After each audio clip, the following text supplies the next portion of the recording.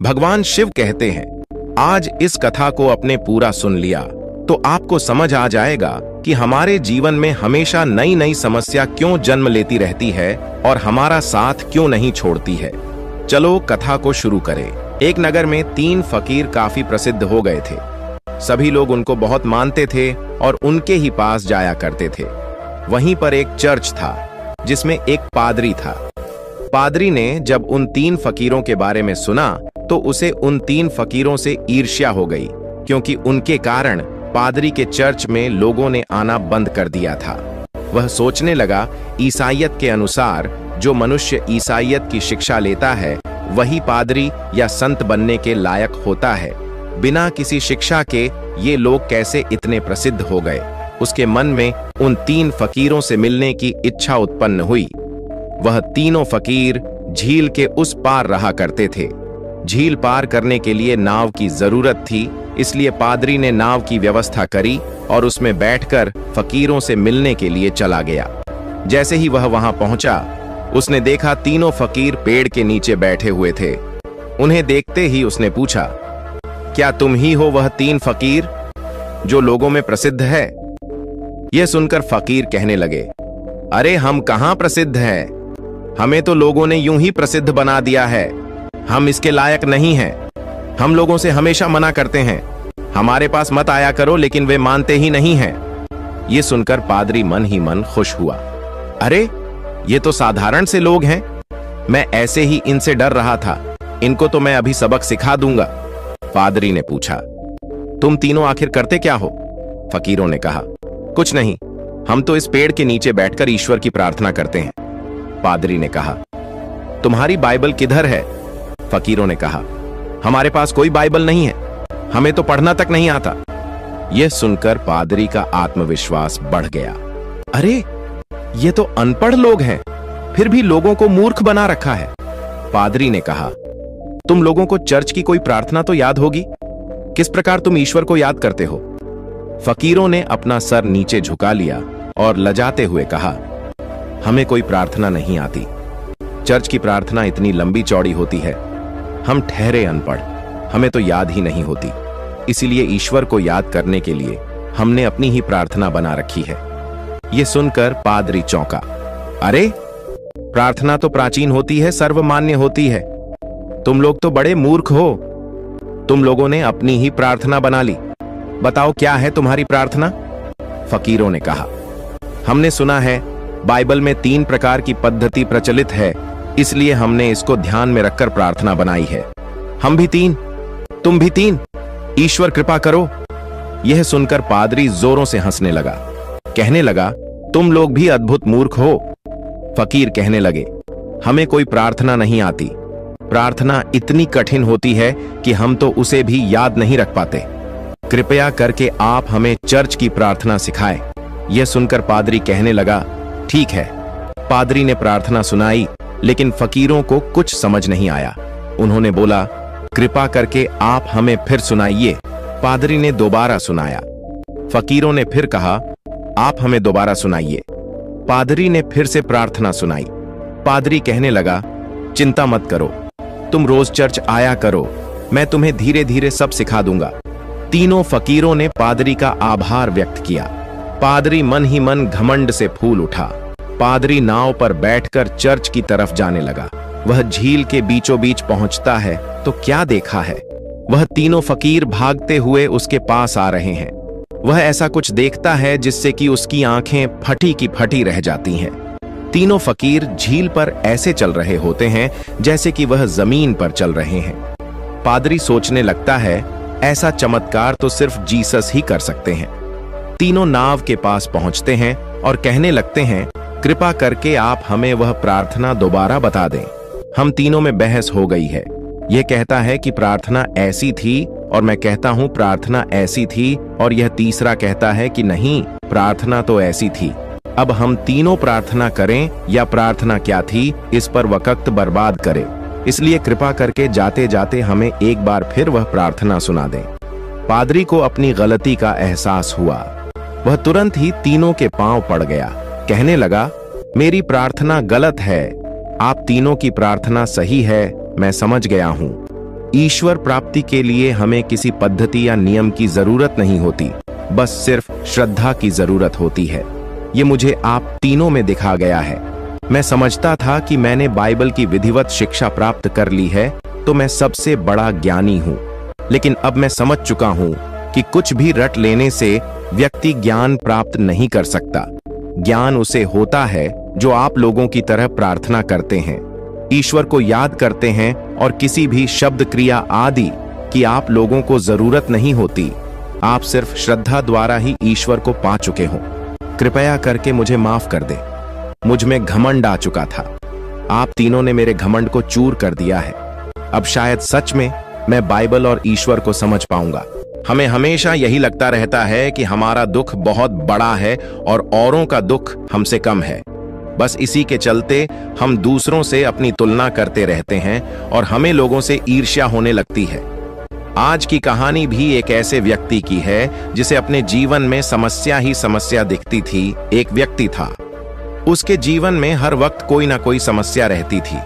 कभी कोई बीमार पड़ जाता था, कभी अपनी तनख्वाह को लेकर वह परेशान रहता था, कभी बॉस से उसका झगड़ा हो जाता था। हर समय कोई ना कोई उलझन उसके सामने आती ही रहती थी। वह हमेशा पूजा पाठ किया करता था और सोचता था, मैं भगवान की इतनी पूजा पाठ करता हूं, लेकिन फिर क्यों भगवान मेरे जीवन में एक के बाद एक समस्या ही देते रहते हैं। बाकी लोग पूजा पाठ नहीं करते, फिर भी मजे में रहते हैं। मुझे लगता है शायद भगवान है ही नहीं। एक दिन उस पर एक भारी समस्या आ गई और उसके हाथ से उसकी नौकरी चली गई। वह घर जाकर भगवान के सामने बैठ गया और उनके सामने हाथ जोड़कर कहने लगा, भगवान, मुझे आपसे बात करनी है। आप आज रात को मेरे सपने में आकर मुझे दर्शन दो। वह लगातार भगवान से यही बोला जा रहा था और ऐसे बोलते बोलते उसे नींद आ गई और उसे एक सपना आया जिसमें भगवान ने उसे दर्शन दिए। भगवान को देखते ही वह लगातार बोलने लगा, भगवान, मैं पूजा पाठ करता हूं, इतना आपको मानता हूं, फिर भी मेरे जीवन में एक के बाद एक समस्या लगी ही रहती है। गलत काम करने वाले लोग मजे से अपनी जिंदगी गुजार रहे हैं और एक मैं सीधा साधा इंसान, मुझे क्यों आप कष्ट दे रहे हो? मैं इन समस्याओं से छुटकारा पाना चाहता हूं। क्या आपको अपने भक्त पर तनिक भी दया नहीं है? भगवान बोले, नहीं वत्स, ऐसी बात नहीं है। मेरा प्रेम और दया तो हमेशा भक्तों के साथ है। व्यक्ति बोला, तो फिर भगवान मेरी समस्याओं को दूर करो। भगवान बोले, ठीक है। भगवान ने एक बरगद के पेड़ की तरफ इशारा करते हुए कहा, तुम अपनी सारी समस्याएं एक कागज पर लिख दो और उसे एक पोटली में रखकर बरगद के पेड़ पर बांध दो। व्यक्ति बोला, सचमुच? भगवान, आज ऐसा लग रहा है मुझे मेरे पूजा पाठ का फल मिल रहा है। भगवान बोले, रुको, पर इसके साथ मेरी एक शर्त भी है। तुम्हें उधर पोटली बांधकर आने के बाद उधर से एक दूसरी पोटली लेकर आनी होगी और उस पोटली में जो समस्या होगी वो तुम्हारे जीवन में आ जाएगी और जो तुमने समस्या लिखी है वो तुम्हारे जीवन से चली जाएगी। एक बात और, तुम किसी भी पोटली को खोलकर नहीं देख सकते। व्यक्ति ने कहा, ठीक है भगवान, मैं ऐसा ही करूंगा। व्यक्ति ने बहुत सारे कागजों पर अपनी समस्याएं लिखी और उसको इकट्ठा करके एक पोटली में रख दिया। उसके बाद उस पोटली को बरगद के पेड़ पर बांध दिया। उस पेड़ पर और बहुत सारी पोटली टंगी हुई थी। उसने एक पोटली उठाई, फिर वह सोचने लगा, कहीं इस पोटली में कोई बीमारी तो नहीं लिखी। फिर उसने उस पोटली को छोड़ दिया और दूसरी पोटली उठाई। फिर वह सोचने लगा, कहीं इसमें ऐसा ना लिखा हो कि परिवार में से किसी की मौत हो जाएगी। यह सोचकर उसने वह पोटली भी छोड़ दी। तीसरी पोटली उठाई, फिर वह सोचने लगा, कहीं इसमें ऐसा तो नहीं लिखा कि मुझे मेरा घर बार धन दौलत सब छिन जाएगा। ऐसा सोचते हुए उसने कई पोटली उठाई और झुंझलाकर वह बिना पोटली लिए ही वापस आ गया। भगवान बोले, तुम पोटली लिए बिना ही वापस आ गए। व्यक्ति बोला, मेरी समस्या क्या है वह तो मुझे पता है, लेकिन औरों ने उन पोटलियों में अपनी कौन कौन सी गंभीर समस्याएं लिखी हैं उनका तो मुझे तनिक भी नहीं पता, तो कैसे मैं उनमें से कोई भी पोटली चुन लूं? भगवान बोले, तुम तो अपनी समस्याओं को त्यागना चाहते थे। व्यक्ति ने हाथ जोड़ लिए और बोला, भगवान, मैं समझ चुका हूं, आप मुझे क्या समझाना चाहते हैं? दुनिया में सभी के पास समस्याएं हैं, लेकिन हमें अपनी समस्या ही बड़ी लगती है। मैं अपनी पोटली वापस लेकर आ जाता हूं। भगवान बोले, यही तो प्रकृति का नियम है। हर मनुष्य को अपनी खुद की समस्याओं से जूझना ही पड़ता है। समस्या है तो समाधान भी है। दोनों एक दूसरे के विपरीत होते हुए भी एक ही है। एक के बिना दूसरे का अस्तित्व नहीं है। इसलिए अपने जीवन की हर समस्या को शांति से सुलझाओ। कभी भी अपनी तुलना किसी से मत करो। जिन लोगों को देखकर तुम्हें लगता है कि वह पाप करते हुए भी आनंद में है, असल में उस आनंद का उतना ही हिस्सा उन्हें दुख के रूप में प्राप्त होगा। यह नियम सब पर लागू है। तुरंत उस व्यक्ति का सपना टूट गया और वह उठकर बैठ गया। उसने भगवान की मूर्ति की तरफ देखा और हाथ जोड़ ली कहने लगा, आपका बहुत बहुत आभार भगवान। यदि आप मेरे सपने में आकर मुझे नहीं समझाते तो जीवन भर मैं खुद को कष्ट पहुंचाता रहता। अब तो मेरी आस्था आप पर और बढ़ गई है। अब मैं हर समस्या का समाधान शांत चित्त होकर करूंगा, क्योंकि मैं जान गया हूं यह प्रकृति का नियम है और इस नियम को कोई नहीं तोड़ सकता।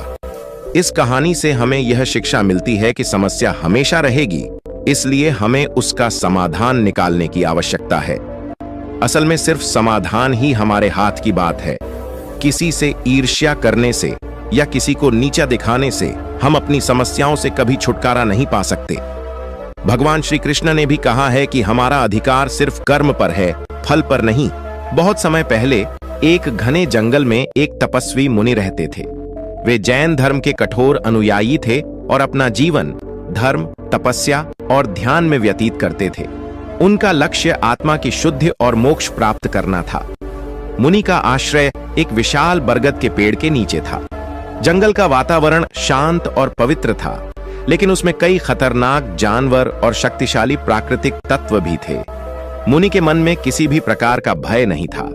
उनका तप और धर्म पर अडिग विश्वास उन्हें हर स्थिति में स्थिर रखता था। उस जंगल में एक वन देवी का वास था। वह उस क्षेत्र की संरक्षिका मानी जाती थी। वन देवी अपनी शक्ति और क्रोध के लिए प्रसिद्ध थी। जो भी उस जंगल में बिना उनकी अनुमति के प्रवेश करता, उसे कठिन परीक्षाओं का सामना करना पड़ता। जब वन देवी को पता चला कि एक मुनि ने उनके जंगल में तपस्या शुरू की है, तो उन्हें बहुत क्रोध आया।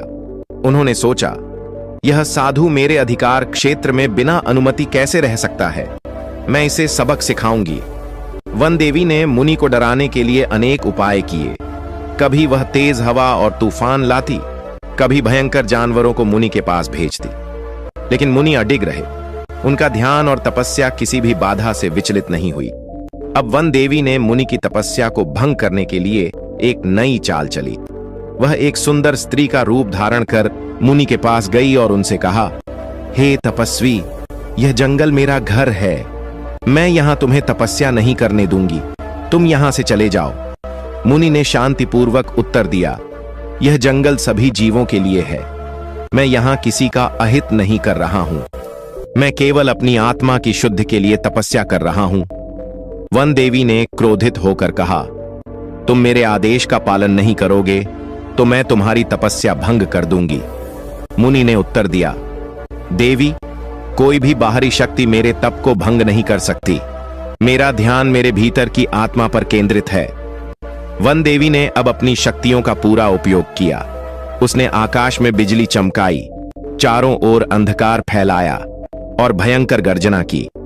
जंगल के पेड़ हिलने लगे, जानवर इधर उधर भागने लगे, लेकिन मुनि ने अपनी आंखें बंद रखीं और अपने ध्यान में लीन रहे। उनके मन में न कोई डर था, न ही कोई चिंता। उन्होंने केवल अपने धर्म और आत्मा पर ध्यान केंद्रित किया।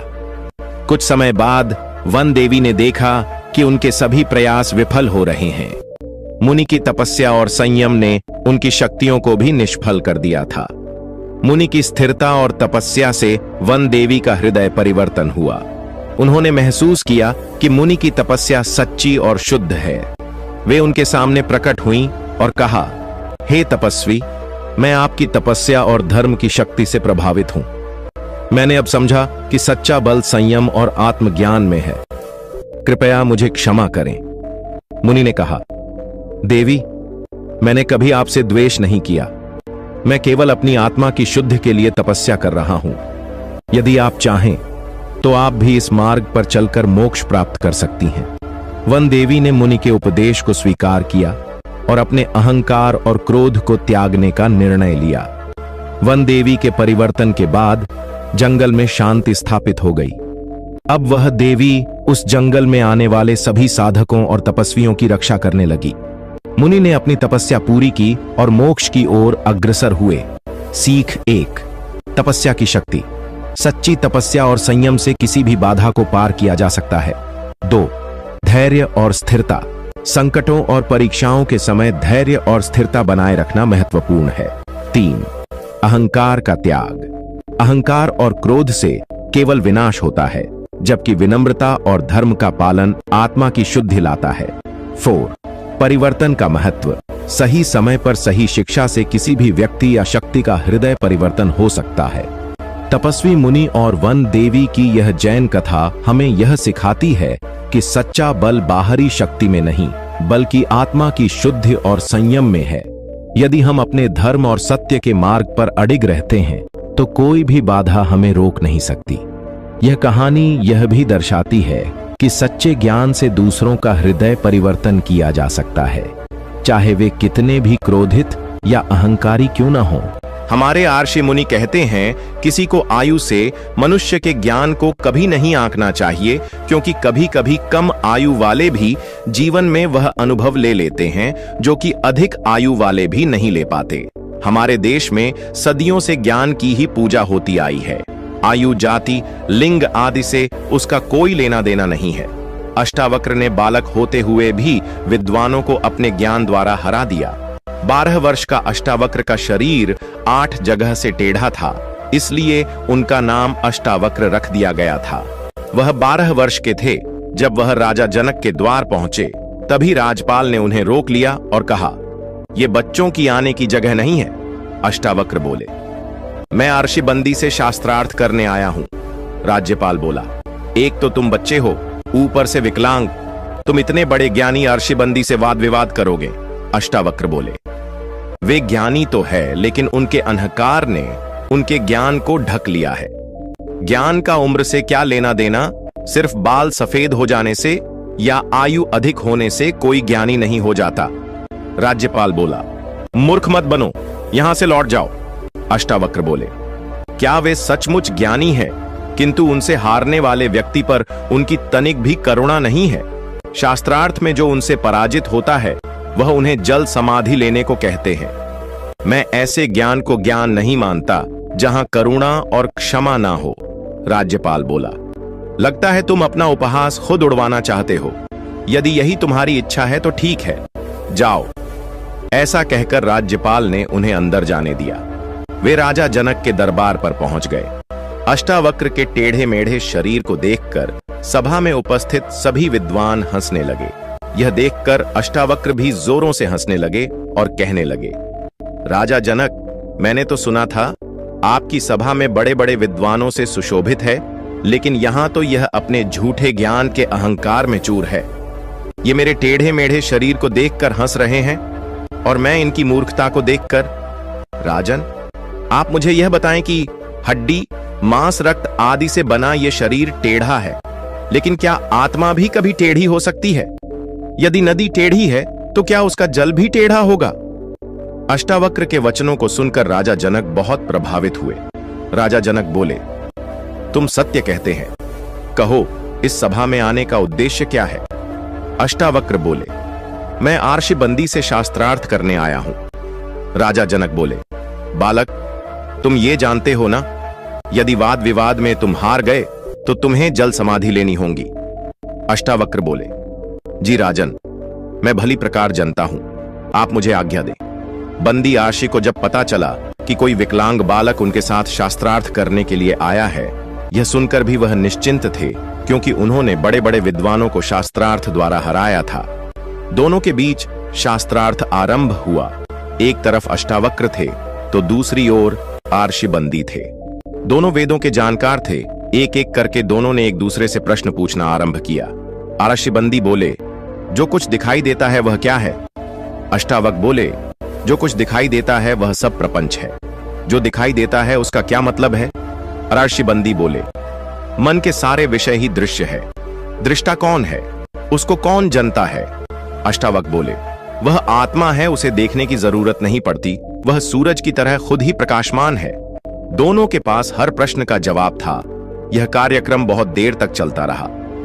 अष्टावक्र बोले, आदित्य, यज्ञ, छंद सब 12 होते हैं और वर्ष भी 12 मास का ही होता है। क्या 12 ही उत्तम है? बंदी ने कहा, नहीं, त्रयोदशी उत्तम होती है। पृथ्वी पर 13 द्वीप होते हैं। इतना कहते ही आर्षिबंदी श्लोक की अगली पंक्ति भूल गए और चुप हो गए। अंत में आर्षिबंदी इस प्रश्न के आगे निरुत्तर हो गए। आगे अष्टावक्र ने बंदी द्वारा छोड़े हुए उत्तर को पूरा किया। वेदों में 13 अक्षर वाले छंद होते हैं जो अति छंद कहलाते हैं। 13 दिन में अग्नि, वायु तथा सूर्य, यह तीनों यज्ञ में व्याप्त होते हैं। वहां बैठे लोगों ने अष्टावक्र के लिए तालियां बजाई और उनके गले में विजयमाला पहना दी। आर्षिबंदी का घमंड टूट गया। उन्होंने कभी सपने में भी नहीं सोचा था कि एक बालक से उनकी हार होगी। शर्त के मुताबिक राजा बंदी को समाधि लेनी थी। आर्षिबंदी बोले, राजा जनक, मैं समाधि के लिए तैयार हूं। अष्टावक्र बोले, राजा, मैं नहीं चाहता कि आर्षिबंदी को समाधि मिले। मेरा उद्देश्य सिर्फ इतना था कि आर्षिबंदी के कारण जिन विद्वानों ने जल समाधि ली थी उनके परिवार को न्याय मिले। वो विद्वान अपने घर के मुखिया थे, उनके जाने से उनके पूरे परिवार को कष्ट मिला। मेरे पिताजी ने भी आर्षिबंदी से शास्त्रार्थ किया था और हार के कारण उन्हें समाधि लेनी पड़ी थी, लेकिन आज मैंने उन्हें हराकर इस प्रथा को बंद करने का प्रयास किया है और इन्हें यह एहसास कराया है कि ज्ञानी वही है जो क्षमावान हो। आर्षिबंदी बोले, अष्टावक्र, तुमने तो मुझे हरा भी दिया और माफ करके भयानक दंड भी दे दिया है। इस हार के साथ मैं अपना जीवन कैसे व्यतीत कर पाऊंगा? अष्टावक्र बोले, आप नहीं हारे हैं, आपका घमंड हारा है। राजा जनक अष्टावक्र के ज्ञान को देकर बहुत प्रभावित हुए। राजा जनक ने कहा, तुमने साबित कर दिया है, ज्ञान की कोई उम्र नहीं होती। इतने छोटे होने के बावजूद भी तुम्हें जीवन के सारे सूत्र पता है, साथ ही साथ तुम क्षमावान भी हैं। सभा में बैठे सभी लोगों ने फूलों की बारिश कर अष्टावक्र का अभिनंदन किया। यह कहानी हमें बताती है कि ज्ञान का संबंध जीव के मन से है, न कि शरीर से। ज्ञान किसी से भेदभाव नहीं करता। आप जैसे भी हो, अमीर, गरीब या साधारण, यदि आप काबिल हैं तो आप ज्ञानी हो सकते हैं। ज्ञान में यदि घमंड की मिलावट हो जाए तो वह ज्ञान ज्ञान नहीं रह जाता। एक ज्ञानी अज्ञानियों से भी सहानुभूति रखता है। जीवन में हमें बहुत सारी चीजों से डर लगता है, लेकिन मृत्यु का डर उनमें से सबसे ऊपर है। जब व्यक्ति की उम्र ढलने लगती है तब वह डरा डरा रहने लगता है। यह डर उसे भीतर से बहुत दुखी करता है। आज की कहानी भी एक राजा के मृत्यु के डर से संबंधित है। आइए इस कहानी को शुरू करते हैं। एक बार की बात है, एक राजा को अपनी मृत्यु का बहुत डर था। वह दिन रात यही सोचता रहता था कि अब वह बूढ़ा हो रहा है, उसकी मृत्यु कभी भी आ सकती है। उसका मन शांत नहीं हो रहा था, इसलिए वह एक महान ऋषि के यहाँ पहुंचा। राजा ने ऋषि के पास पहुंचकर उन्हें प्रणाम किया और फिर सवाल पूछा। राजा बोले, ऋषिवर, दिन रात मुझे मृत्यु का डर सताता रहता है। मैं इस डर से खुद को कैसे दूर करूं? मुझे अभी मृत्यु नहीं आई है, लेकिन मैं अपना बाकी जीवन इस डर के साथ कैसे गुजारूं? आप मुझे इस समस्या का हल दीजिए। आर्षि बोले, राजा, मृत्यु तो अटल सत्य है। तुम इस बात को भली भांति जानते हो, फिर भी डर रहे हो। राजा बोले, मेरी बुद्धि इस बात को जानती है, पर मेरा मन मानने को तैयार नहीं है। आर्षि बोले, ठीक है राजा, मैं तुम्हें इस विषय पर बड़े बड़े उपदेश नहीं दूंगा, क्योंकि फिर तुम उसे अपनी बुद्धि से ही सुनोगे। इसलिए मैं तुम्हें एक कहानी सुनाता हूं। कोशिश करना कि अपने मन से इस कहानी को सुनो। राजा बोले, जी आर्षिवर, आप मुझे कहानी सुनाइए। मैं कोशिश करूंगा कि अपनी बुद्धि का प्रयोग ना करूं, अपने मन का प्रयोग करूं। ऋषि ने कहानी सुनाना आरंभ किया। एक बार की बात है, एक व्यक्ति अपनी कुटिया में रहा करता था, लेकिन उसे रहने का बिल्कुल भी सलीका नहीं था। उसके पास एक ही कमरा था। कमरे के एक तरफ उसका भोजन बनता था और दूसरी तरफ शौचालय था। कमरे में बड़ी दुर्गंध आया करती थी। उसी वक्त एक राजकुमार वहां से गुजर रहा था। उसने उस व्यक्ति को देखा और कहा, आज के लिए उसे अपनी कुटिया में रहने का अवसर दे। व्यक्ति बोला, मैं आपको अवसर दे सकता हूं, लेकिन आप वादा कीजिए कि आप सिर्फ आज के लिए रहेंगे और कल वापस चले जाएंगे, क्योंकि जो भी इस कुटिया में आता है वह यहां से जाने का नाम ही नहीं लेता। राजकुमार ने कहा, ठीक है, रात का समय है, मैं रास्ता भटक गया हूं, सुबह होते ही मैं निकल जाऊंगा। व्यक्ति ने राजकुमार को कुटिया के अंदर बुलाया। राजकुमार ने कुटिया का सारा नजारा देखा। वहां पर बहुत दुर्गंध आ रही थी। राजकुमार सोचने लगा, मैं तो एक पल भी यहां गुजार नहीं पा रहा हूं, और यह व्यक्ति कह रहा था यहां से कोई वापस जाना नहीं चाहता। इस वक्त मेरे पास यही रास्ता है कि जैसे तैसे आज की रात यहां पर गुजार लूं। जितनी जल्दी हो सके सुबह यहां से निकल जाऊंगा। राजकुमार कुटिया में सो गया। जब वह सुबह उठा, उसने व्यक्ति से कहा, मैं अब यहीं रहना चाहता हूं। व्यक्ति ने उसे मना किया, लेकिन वह अड्डा रहा और वह वहीं पर रहने लगा। और इस तरह कहानी समाप्त हो गई। कहानी समाप्त होने के बाद राजा अर्शी से बोला, राजा, यह कैसी कहानी थी? वह राजकुमार तो बड़ा ही मूर्ख था। वह अपना महल, धन, ऐश्वर्य छोड़कर दुर्गंध वाली जगह में रहना चाहता था। अर्शिवर बोले, राजा, फिर तुमने बुद्धि का प्रयोग किया? राजा बोले, अर्शिवर, मुझे कुछ समझ नहीं आया। कृपा करके आप ही मुझे बताइए कि वह राजकुमार उस दुर्गंध वाली जगह पर क्यों रहना चाहता था। अर्शी बोले, राजन, तुम्हारे शरीर में अस्थि, मज्जा, मांस और मल है। ये सब दुर्गंध ही है। तुम भी सदैव खुद को बचाए रखना चाहते हो, इस शरीर को नहीं छोड़ना चाहते, जैसे वह राजकुमार उस दुर्गंध वाले कमरे को नहीं छोड़ना चाहता था। राजा को अब सब कुछ समझ आ गया। राजा बोले, अर्शीवर, मैं तो हमेशा से ही जानता था कि यह शरीर पंचतत्व से बना है और एक दिन इसी में विलीन हो जाएगा, लेकिन मेरी बुद्धि मानने से इनकार करती रही। आपने तो मेरी आंखें खोल दी। मैं देख पा रहा हूं कि किसी भी कीमत पर हम इसे नहीं बचा सकते। फिर डरने से क्या लाभ होगा? किन शब्दों में आपका आभार व्यक्त करूं? आपकी इस कहानी से मेरा मृत्यु का डर दूर भाग गया है। अब मैं सुकून से अपनी बाकी जिंदगी जी सकता हूं। पहले मेरी बुद्धि जानती थी, लेकिन अब मेरा मन जान चुका है कि मृत्यु अटल सत्य है। कहानी हमें यह बताना चाहती है कि मृत्यु के डर के कारण बहुत सारे लोग जीना ही छोड़ देते हैं। हमें जीवन की सच्चाई को देख लेना चाहिए कि एक उम्र के बाद हमें अपना शरीर छोड़ना है। यदि हम उस सच को समझ लेंगे तो बाकी का बचा जीवन बिना डरे जी पाएंगे।